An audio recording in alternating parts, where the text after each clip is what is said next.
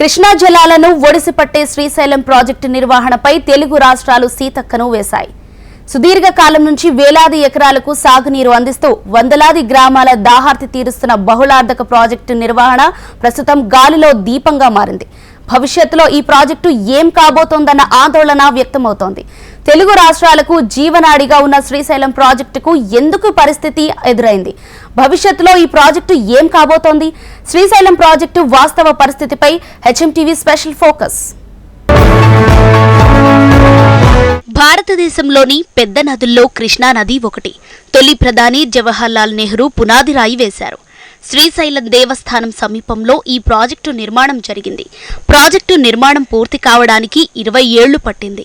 885 అడుగుల మేర గరిష్ట నీటిని నిల్వ చేసుకునేలా శ్రీశైలం ప్రాజెక్టు నిర్మాణం చేపట్టారు.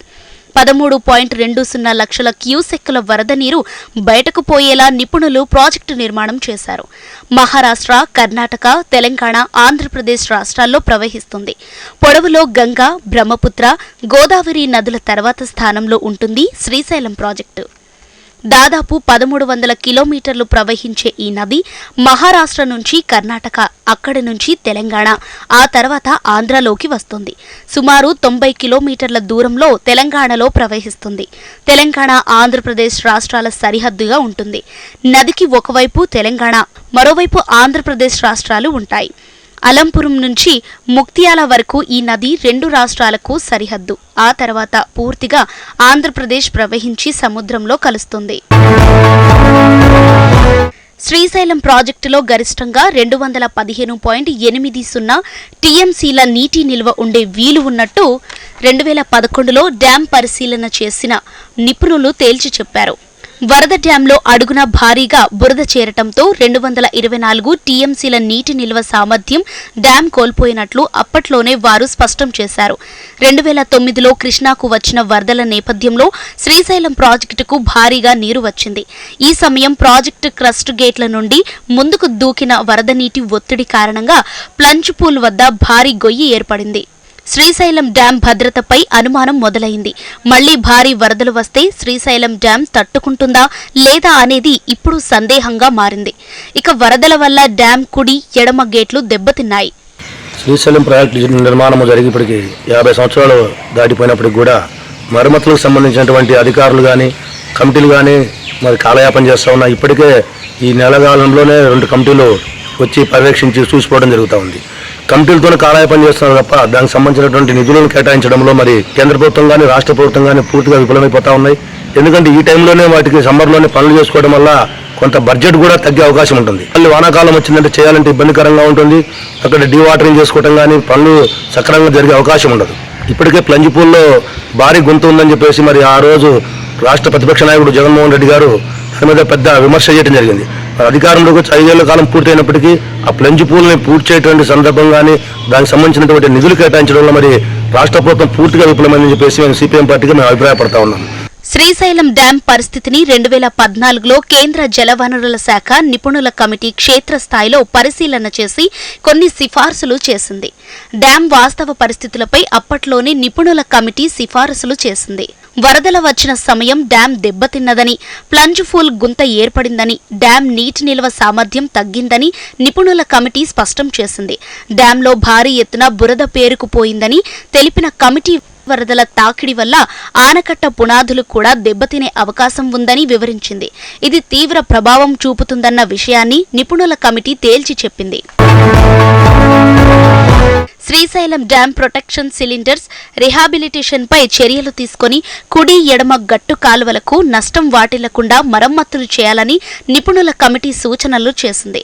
శ్రీశైలం డ్యాం 5 కిలోమీటర్ల ఎగువ ప్రాంతంలో అదనపు స్పిల్వే నిర్మాణం చేయటంతో గండి కొట్టే బ్రీచింగ్ సెక్షన్ ఉండేలా చేయాలని నిపుణుల కమిటీ తెలిపింది. శ్రీశైలం ప్రాజెక్టు భద్రతపై నిపుణులు కమిటీ ప్రభుత్వం దృష్టికి తీసుకువచ్చినప్పటికీ నేటికి ఎలాంటి చర్యలు చేపట్టలేదన్న ఆరోపణలు ఉన్నాయి.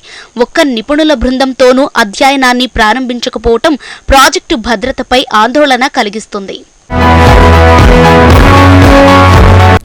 కృష్ణానది నీటి కోసం కిరికిరిలు, గోదావరి జలాల కోసం గొడవలు పడుతున్న ఆంధ్ర, తెలంగాణ రాష్ట్రాల ప్రాజెక్టుల విషయంలో జల వివాదాలకు దిగుతున్నాయి. నది జలాల కోసం పోటాపోటీగా తలపడుతున్న తెలుగు రాష్ట్రాల ప్రాజెక్టుల నిర్వహణపై మాత్రం కన్నెత్తి చూడటం లేదు. శ్రీశైలం డ్యాం భద్రత ఆందోళన కలిగిస్తున్నా పట్టించుకోకుండా జలాల వాటాపైనే సై అంటే సై అంటున్నాయి.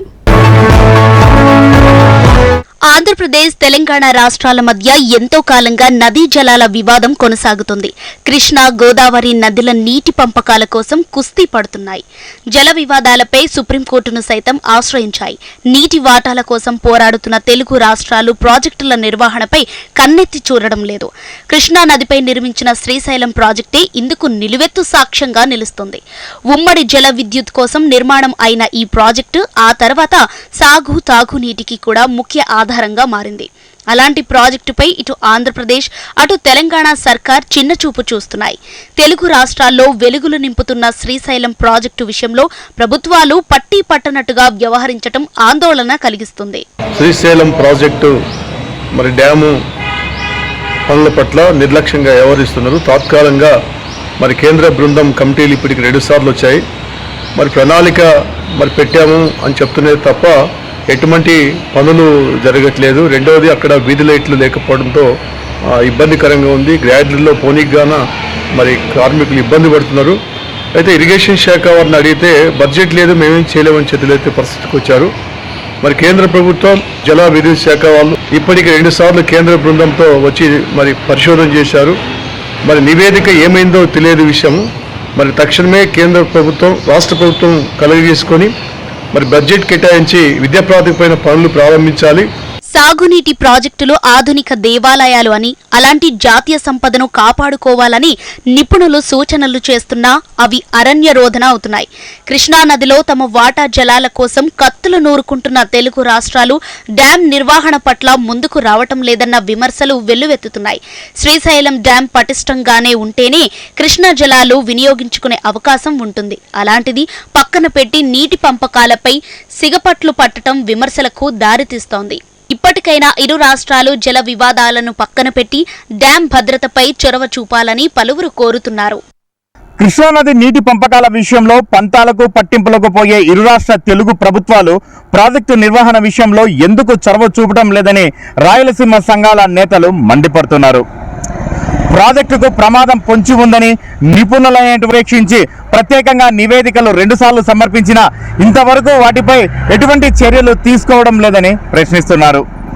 మరోవైపు ఇరు తెలుగు రాష్ట్రాల చీకట్లను తొలగిస్తూ వెలుగులు నింపుతూ, అలాగే అటు రైతాంగానికి సాగునీరు అందిస్తూ, ఇటు ప్రజలకు తాగునీరు అందిస్తున్నటువంటి బహుళార్థక సాధక ప్రాజెక్టు శ్రీశైలం ప్రాజెక్టు పరిస్థితి రోజురోజుకు అత్యంత దయనీయంగా మారుతుందని ఆవేదన వ్యక్తం చేస్తున్నారు.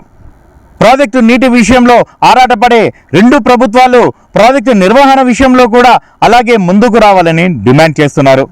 మరోవైపు కేంద్ర ప్రభుత్వంతో 2 తెలుగు రాష్ట్ర ప్రభుత్వాలు సమన్వయం చేసుకొని వీలైనంత త్వరగా ప్రాజెక్టుకు యుద్ధ ప్రాతిపదికన మరమ్మతులు ప్రారంభించాలని డిమాండ్ చేస్తున్నారు. పరిస్థితి ఇలాగే కొనసాగితే భవిష్యత్తు తరాల వారికి ఒకప్పుడు బహుళార్థక సాధక ప్రాజెక్టు ఉండేదని చెప్పుకోవాల్సిన పరిస్థితి ఎదురవుతుందని వారు ఆవేదన వ్యక్తం చేస్తున్న పరిస్థితి లేకపోలేదు.